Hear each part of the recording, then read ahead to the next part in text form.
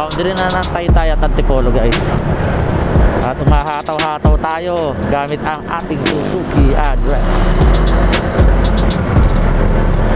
Yung ating Suzuki address, hindi pa rin talaga nagpapahuli yan. Kaya pa rin sumabay sa mga modelo na sasakyan guys. Basta i-maintain nyo lang. So guys, nandito tayo ngayon sa may bagong ilog.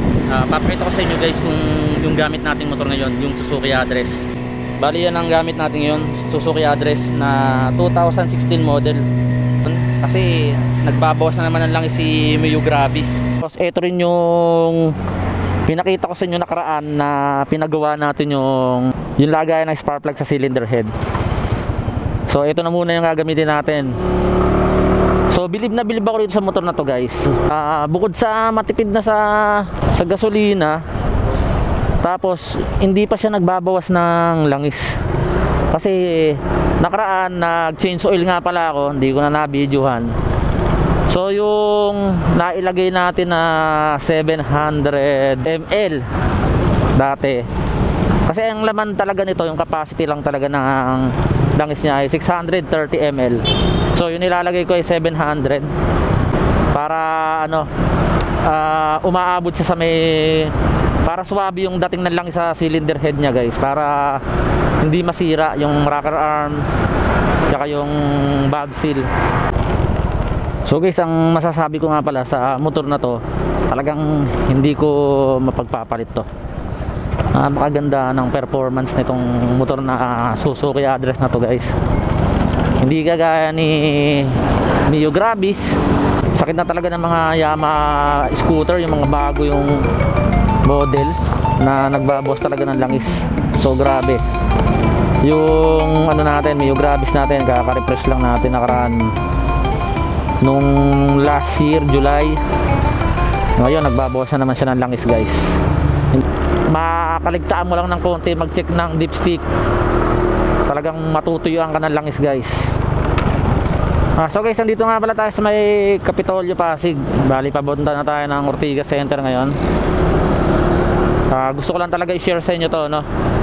Talagang maaasahan tong motor natin na Suzuki address, na kailanman ay hindi tayo iniwan sa ere. Luma na talaga siya guys. Marami na ring mga issue na lumabas sa kanya. Yung pinaka naging issue nito guys, madaling masira yung speedometer. Tapos yung mag sa likod, medyo malalim na yung ano niya, yung lagay ng brake shoe. So buti na lang itong caliper ng Suzuki address, na-ano ko siya, na-refresh ko siya. Tinanggal ko lahat yung lumang laman na ano, na brake fluid, pinalitan ko ng brake pad. Kaya maganda yung hand grip niya ngayon, ayan o. Kahit na mahina yung preno natin sa likod, maaasahan yung preno natin sa unahan. Tapos yung mga pairings nito, medyo marami na rin gas-gas. May mga experience na kasi ito ng mga semplang. Tapos na-semplang na rin to ng anak ko. Hindi gumagana speedometer niya, oh. Kaya hindi natin na ano, nakikita kung gaano kabilis. Napakatahimik pa rin ng ano nito, ng makina ng Suzuki address natin guys. Simula nung binaksan natin yung cylinder head nito, medyo tinanggal natin yung mga tutong ng valve seal. Tapos yung nag-ano tayo, na-i-adjust natin yung clearance ng valve nya. Mas lalong tumahimik siya guys. Tapos yung ano natin, yung tambucho nito hindi pa nagbabasa-basa, hindi katulad ng sa Mio Gravis natin. Ewan ko talagang bakit ganun yung black ng ano, ng Mio Gravis. Ano kasi siya diasil kung tawagin, aluminum cast siya.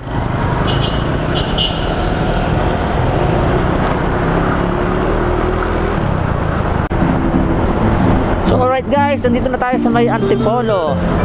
Boundary na ng Taytay at Antipolo guys. At umahataw-hataw tayo gamit ang ating Suzuki address. So guys, pagdating sa hatakan, astig pa rin talaga ito. Hindi pa rin talaga ito nagpapahuli. Sabi mo 9 years mahigit. Yan, kaya pa rin sumabay sa mga modelo na sasakyan guys. Basta i-maintain nyo lang. Lagi kayong mag-maintenance ng motor. Check nyo yung mga dapat na check. Preno, makina, langis, gulong, hangin, di ba? I-consider nyo rin yung mga ganyan. Yan guys, so tingnan nyo, medyo paahon yan, no? Yan, bari approaching tayo pa Inares. Nasa may Beverly Hills na tayo guys. Yung mga nakasabay natin, mga PCX.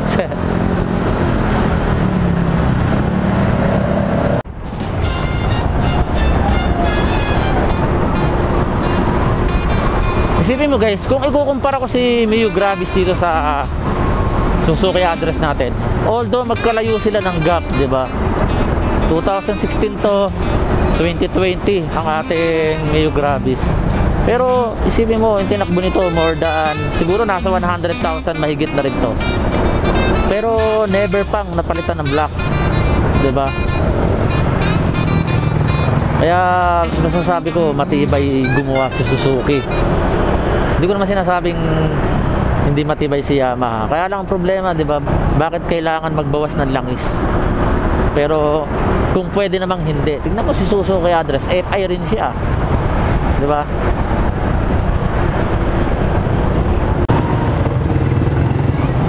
Pag nasa part ka talaga ng lugar na to sa Antipolo bago mag Robinson, sobrang traffic talaga, guys. Kasi meron banda ron, merong eskwelahan, tapos nagtatawiran yung mga papasok sa Robinson, papasok at palabas, kaya nagkakaroon ng bottleneck dyan.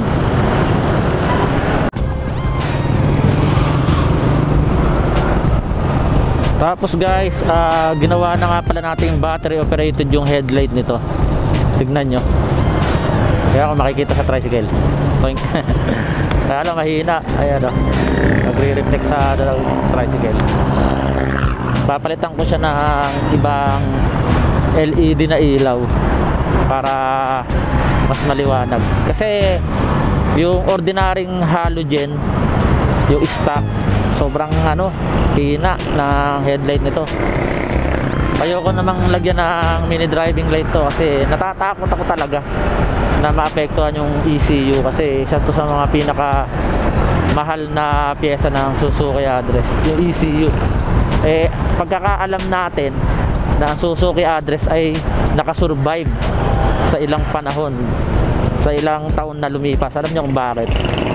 Kasi napakahirap ng pyesa nito guys, napakahirap ng parts niya. Naalala ko dati, siguro mga 4 na taon na yung lumilipas, nung nagpalit ako ng valve seal nito tsaka piston ring.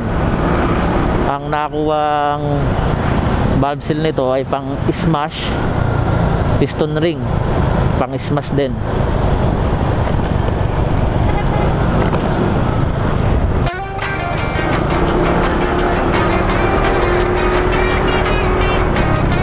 Time check, alas 6 na ng gabi guys.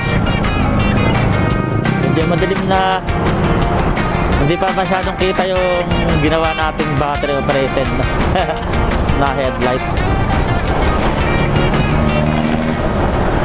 Alam nyo, napakasarap sa pakiramdam na kapag ikaw lang mismo yung nagme-maintain sa motor mo. Isipin mo, napakaluma na nito. Siguro kung sa iba-iba binenta na to. Tsaka nasa group nga rin pala ako ng Suzuki address group. Marami akong nakikita na pina-parts out na nila yung mga motor nila, binibenta yung mga pyesa. Hindi nila alam na makapagsisiyan nila sa uli kapag binenta nila si Suzuki address. Talagang napakasulit, napakatahimik ng makina, mabilis, higit sa lahat matibay.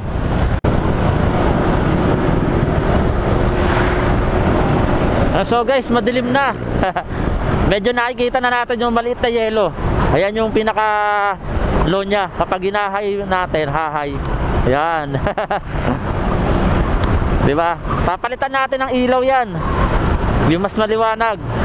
Mumurahin lang yan kasi tinesting ko lang naman. Nagse 75 lang ata yan sa Shopee. May nakita ko tag 250. Parang naipost na isang vlogger yun. LED light lang, hindi siya mini driving light, pang headlight talaga siya. Subukan natin yon guys. Tapos siguro tatapusin ko na muna yung video ko rito guys. At maraming salamat sa mga sumubaybay sa video natin.